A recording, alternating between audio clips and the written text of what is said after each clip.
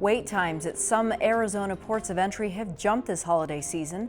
Customs and Border Protection says it's largely because of increased security measures. Guadalupe Ramirez, the Director of Field Operations for CBP in Arizona, joined me in studio to explain why the agency has reduced the number of lanes in Nogales. Right before the Christmas shopping season, unfortunately, we had an influx of individuals that were running through our passenger vehicle lanes, disrupting our operations, so in large numbers. Unfortunately, that required that we realign our resources to address that threat. We basically had to harden the port. By that, I mean we had to put security measures in place, and unfortunately, that meant restricting some of the lanes so that we could narrow their entry and we could put officers to prevent that entry. Is this a new tactic? Because we have seen people actually line up and then wait to be processed or request asylum. You're talking about walking up to vehicle lanes. Running through vehicle lanes. Large numbers of people running through vehicle lanes. And again, there's a danger in that, both for them and our officers as well as the traveling public.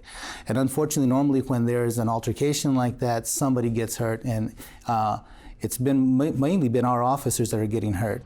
Ramirez says when migrants seeking asylum rush the ports and technically are on U.S. soil, his officers are legally obligated to process their entry immediately, pushing other asylum seekers to the back of the line. That forces him to rearrange staff. In some cases, that means transporting migrants to receive medical care and remaining with them while they are treated.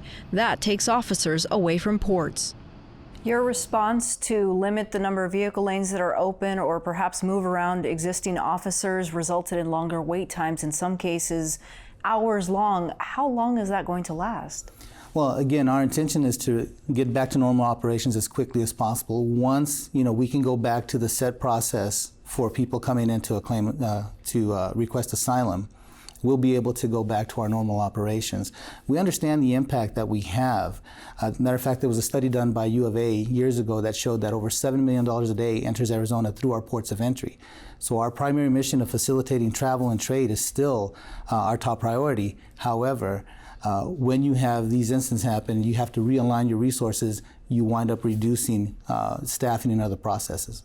Are you having conversations with, for example, the city of Nogales, who's concerned about what this does to its economic times right now during the holidays? Absolutely. And we're very fortunate that our stakeholders understand all the responsibilities that we have, not just in the pedestrian and passenger area, but in the commercial merchandise area, plus our enforcement posture. Last year alone, we seized over 10,000 pounds of methamphetamine at the ports of Arizona. Right now, when you're in the middle of a crisis, opioid crisis and other dangerous drugs, it's important that we maintain that enforcement posture. Many of us have seen the dozens of families, including children, sitting outside the ports waiting. And from the outside looking in, people are asking, why can't you let them in, remove them from the elements, and process their claims? What is your response to that? Our limitation is basically our facility and how many people we can safely detain at any given time and process at any given time. As you mentioned, sometimes these folks come in and they have an illness and we have to separate them from other people that we have there, so that reduces the number of people we can have in our facility. And our facility was never designed to be a detention facility. Traditionally, the people that we held there were narcotic smugglers or folks using fraudulent documents, so they were primarily adult, single adult, male or female, and when you process them for that type of violation, that process takes 3 to 4 hours and they're in jail. So you weren't holding families for days, you were holding individuals for hours. So now we have a large number of families and individuals that once we process them, we have to hold on to them until ICRO can find space for them. So as those families are taken from us, we can take more families into process. But we are basically at the mercy of other agencies and in this complicated process. The Department of Homeland Security is facing some scrutiny right now for a program called the Migrant Protection Protocols. Recently here in Nogales, there was a group from Venezuela that were apprehended here but then transferred to El Paso. What exactly is the reason behind that? The Migrant Protection Protocol program is a government program where individuals that are applying for admission from other countries other than Mexico, but they're coming to the U.S. through Mexico, and they are either entering illegally or with no proper documents. They can be, as part of the process, they can be returned to Mexico to wait for the duration of that process. And that allows us actually to get them before an immigration judge much faster than the traditional process. So people that do qualify for asylum are processed much faster. And the people who do not qualify, it discourages them from coming in knowing that they're just going to be released.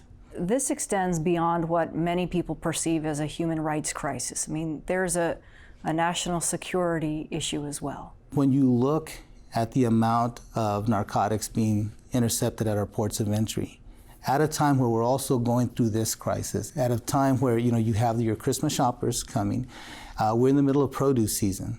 So you're talking about over $2 billion worth of produce, over 100 varieties of fruits and vegetables. We're responsible for the movement of that merchandise. In addition to all the other commodities, autos and auto parts, that's another $6 billion worth of merchandise entering. The safety of those products when it comes to our agriculture specialists. And as I mentioned, the interception of thousands of pounds of narcotics at a time when our country, we're losing 60 people a day die as a result of overdoses from these opioids. We have a lot of responsibility. The men and women in blue, the customs officers at our ports of entry, are doing a fantastic job. It's not an easy job, but it's a fantastic job that they're doing.